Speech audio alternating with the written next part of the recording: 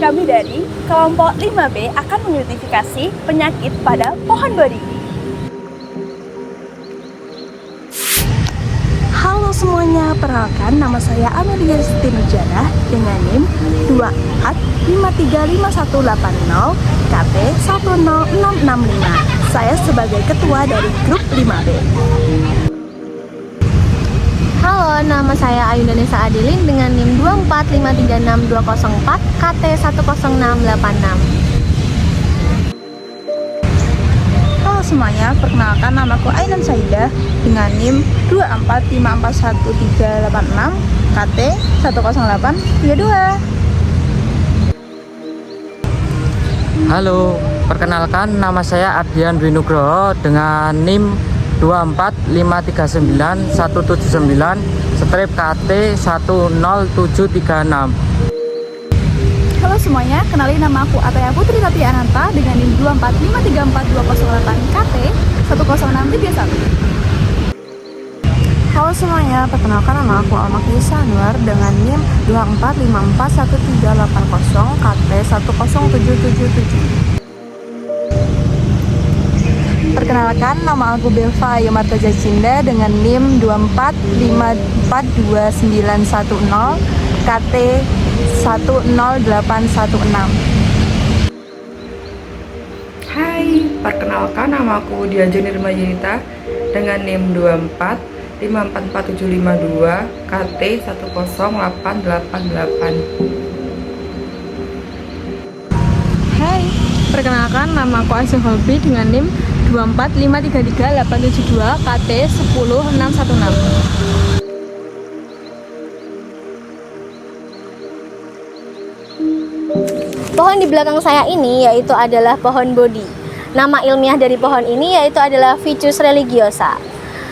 Diketahui pohon ini berasal dari famili Moraceae dengan genus Ficus dan dengan spesies Ficus religiosa.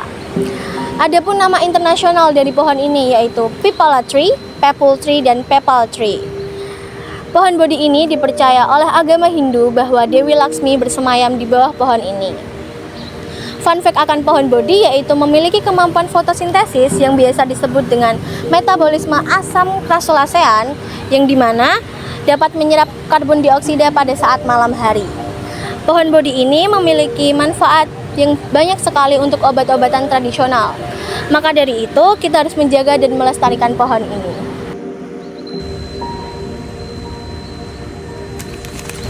Oke teman-teman, di sini aku mau nunjukin ciri fisik atau morfologi dari pohon bodi.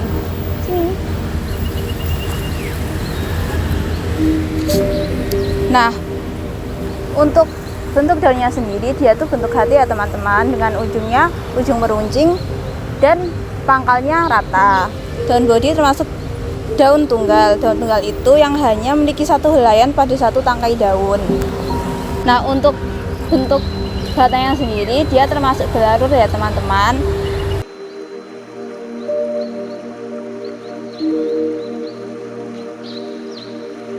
Nah, untuk tajuk pohon bodi itu termasuk tajuknya bulat ya teman-teman, seperti ini.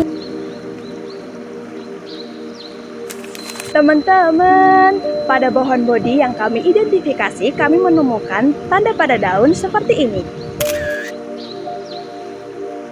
Terlihat kan pada daun terdapat bercak-bercak hitam dan bercak-bercak putih. Kami mengidentifikasikan bahwa pohon bodi ini terkena serangan penyakit embun jelaga. Bagaimana sih embun jelaga itu bisa menyebar? Embun jelaga bisa menyebar karena dua hal.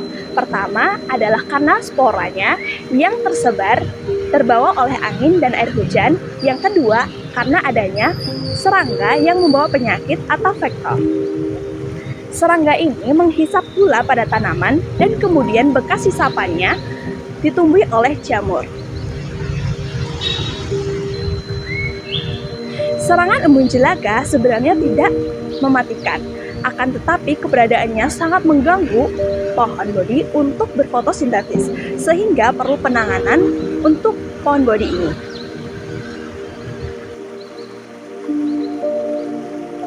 Selanjutnya saya akan menjelaskan mengenai gejala yang ditimbulkan oleh hama kutu putih ini yang menyerang pada tanaman bodi. Hama kutu putih seringkali berkaitan dengan penyakit embun jelaga pada tanaman karena mereka menghasilkan embun madu yang menarik cendawan jelaga. Lalu gejala yang ditimbulkan dari hama kutu putih ini yaitu yang pertama, munculnya jamur jelaga hitam pada daun. Yang kedua, perubahan warna pada daun. Yang ketiga, penurunan pertumbuhan dan layu pada tanaman. Dan untuk penyebabnya sendiri yaitu yang pertama, karena terlalu banyaknya air pada tanaman tersebut. Yang kedua, pemberian pupuk yang berlebihan. Dan yang terakhir, pergerakan angin atau hama yang membawa kutu putih ini. Halo teman-teman, di sini aku bakal bahas tentang gejala dan sebab gulma yang ada pada pohon bodi ini. Jadi gulma yang ada pada pohon ini yang pertama yaitu liana. Liana merupakan tumbuhan berkayu yang melilit dan merambat pohon yang ditumpanginya.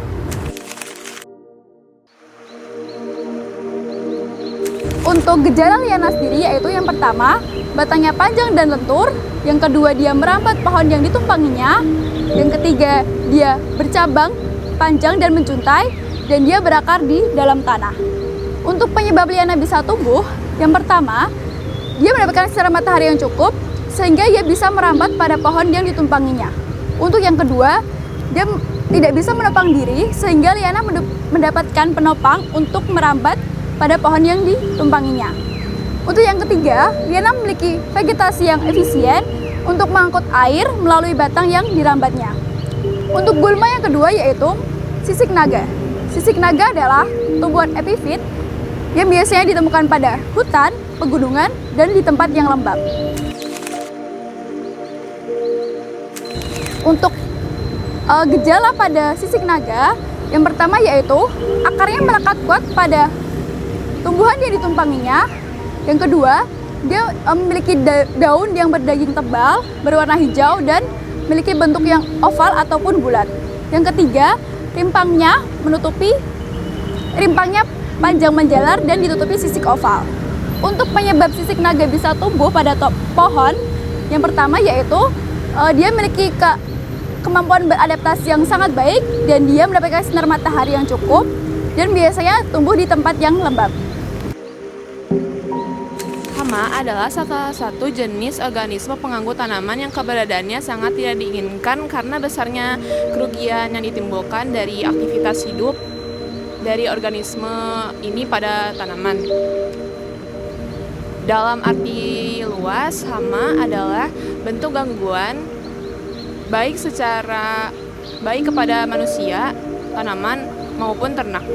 Namun dalam arti sempit, hama adalah semua hewan yang merusak tanaman yang keberadaannya dapat menimbulkan kerugian. Jadi apabila ada hewan yang ada pada tumbuhan, namun hewan tersebut tidak menimbulkan kerugian, maka hewan tersebut tidak termasuk hama. Oke teman-teman, di sini aku mau ngejelasin tentang gulma. Nah, pertama itu aku mau ngejelasin tentang pengertian gulma secara umum. Gulma adalah jenis-jenis penyusun vegetasi yang tidak diinginkan. Dan gulma merupakan tumbuhan pengganggu bagi tanaman pokoknya melalui kompetisi yang nilai negatifnya melebihi nilai positifnya. Nah, untuk pengertian gulma sendiri secara subjektif itu dapat diartikan gulma merupakan tumbuhan yang salah tempat, gulma merupakan tumbuhan yang tidak diinginkan, gulma merupakan tumbuhan yang tidak dikehendaki, dan juga gulma merupakan tumbuhan yang merugikan. Nah, untuk ciri khususnya itu gulma memiliki pertumbuhan yang cepat, gulma memiliki perkembangbiakan yang mudah tersebar melalui air, angin, ataupun binatang, dan juga gulma memiliki daya saing yang tinggi untuk mempertahankan nutrisi kebutuhan hidupnya. Nah, untuk gulma yang sering kita jumpai sendiri itu ada beberapa jenis. Misalnya berjenis semak, tumbuhan perambat, dan juga jenis tumbuhan berkayu lainnya. Untuk melakukan pencegahan penyakit pada tanaman bodi, Kita dapat melakukan beberapa cara. Yang pertama, menggunakan tanaman border. Tanaman border adalah tanaman herba yang aromatik, dapat menghalau hama dan penyakit pada pohon. Yang kedua, rotasi tanam. Rotasi tanam dapat menghindari hama dan penyakit yang sama-sama menyerang jenis tanaman yang sama. Pilihlah tanaman dengan jenis famili yang berbeda dari tanaman sebelumnya. Yang ketiga, menggunakan tanaman ramah lingkungan sebagai pestisida nabati. Contohnya tembalakan, tekelan, cok botol, bandotan, dan mugundi. Yang keempat, melakukan sanitasi lahan dan membersihkan gulma-gulma yang bisa menjadi inang hama dan patogen. Yang kelima, pengaplikasian kompos yang dapat menurunkan serangan patogen penyebab penyakit. Hai teman-teman, jadi saya di sini berada di depan pohon bodi, di mana pohon bodi yang ada di belakang saya ini adalah salah satu contoh pohon yang menjadikan pohon itu terdapat penyakit. Nah, hal-hal yang harus dilakukan sebagai bentuk penanganan terhadap pohon bodi yang terkena penyakit, yang pertama adalah perawatan tanaman. Saya kira perawatan tanam ini cukup krusial untuk dilakukan karena untuk menjaga kebersihan tanaman seperti yang dilakukan oleh Sivitas UGM setiap hari, yaitu membersihkan tanaman di sana. Nah, tanaman atau pohon-pohon yang telah berguguran itu disapu, dikelompokkan menjadi satu, dan nanti mungkin selanjutnya akan dijadikan sebagai kompos. Dan yang kedua ialah melakukan pemangkasan. Melakukan pemangkasan ialah melakukan potongan untuk memotong daun yang ada di tumbuhan ini yang terserang penyakit agar tumbuhan atau daun yang lain tidak tertular penyakit itu. Nah, teman-teman, dia yang terkena penyakit adalah seperti ini. Daunnya cenderung bercorak atau berbintik-bintik hitam. Ini yang namanya adalah embun jelaga. Nah, ini untuk menghindari tumbuhan atau daun-daun yang masih hijau seperti yang ada di atas ini agar tidak terkena penyakit yang sama, itu salah satu caranya ialah dengan melakukan pemangkasan. Selanjutnya ialah mengatur naungan, dan ada pula yaitu mengatur jarak tanam atau yang disebut dengan pengaturan jarak. Saya menemukan 2 pohon bodi selama di UGM ini. Maksudnya yang saya ketahui itu ada di depan atau di sampingnya FH Fakultas Hukum, dan yang satu lagi ada di depannya Balairung. Yang ketiga adalah penggiliran tanaman, ialah mengganti tanaman yang semula pohon bodi dengan tanaman yang lain agar inang tidak tumbuh secara berkelanjutan di pohon bodi tersebut. Terus yang selanjutnya ialah mengatur drainase atau mengatur aliran air yang ada di pohon ini, gunanya agar pohon tetap teraliri air, tetap ada unsur haranya sehingga tanaman bisa tumbuh subur ke atas seperti itu. Terus penggunaan fungisida atau pestisida, kita harus merawat tanaman dengan cara pemberian pupuk.